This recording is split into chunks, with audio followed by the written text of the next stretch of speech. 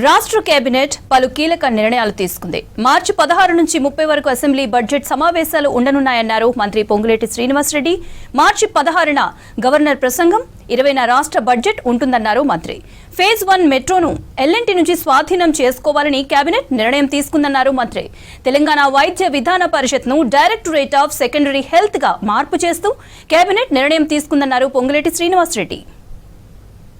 రాష్ట్రంలో ఉండే ఉద్యోగస్తులు, అదే రకంగా పెన్షనర్స్ ఎవరైతే సుమారు ఉద్యోగస్తులు పెన్షనర్స్ కలిపి 7,56,000 మంది ఉన్నారు.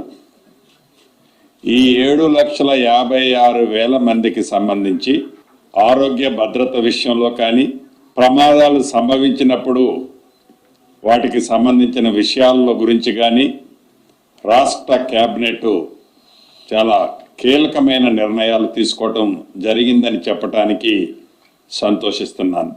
ప్రధానంగా ఈ ఉద్యోగస్తులు పెన్షనర్స్కి ₹1 భారం కాకుండా, వారి జేబు నుంచి ₹1 కూడా చెల్లించకుండా, అదే రకంగా రాష్ట్ర ప్రభుత్వం నుంచి కూడా ఖజానా నుంచి అదనంగా ₹1 కూడా ఖర్చు కాకుండా, గతంలో ఏ రకంగానైతే సింగరేణిలో, జెన్కోలో ఇన్సూరెన్స్ సిస్టమ్ ద్వారా ఏ ఇన్సూరెన్స్ పాలసీ అమౌంట్ ఈ పెన్షనర్స్ ఉద్యోగస్తులు కట్టకుండా, ఏదైనా దురదృష్టకరమైన సంఘటనలో ఎవరికైనా ప్రాణహాని జరిగితే ఆ కుటుంబానికి ₹1,25,00,000 వచ్చే విధంగా పాలసీని ఇచ్చే కార్యక్రమంతో పాటు 60 సంవత్సరాల లోపు ఏ ఉద్యోగస్తుడైనా సహజ మరణంతో చనిపోయినా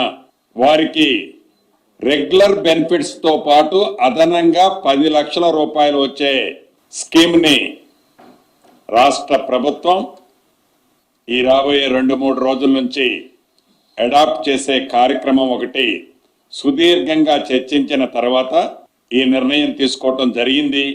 దీన్ని రాష్ట్రంలో ఉండే ఉద్యోగస్తులకి, పెన్షనర్స్కి శుభవార్తగా అది తెలియజేస్తున్నాం.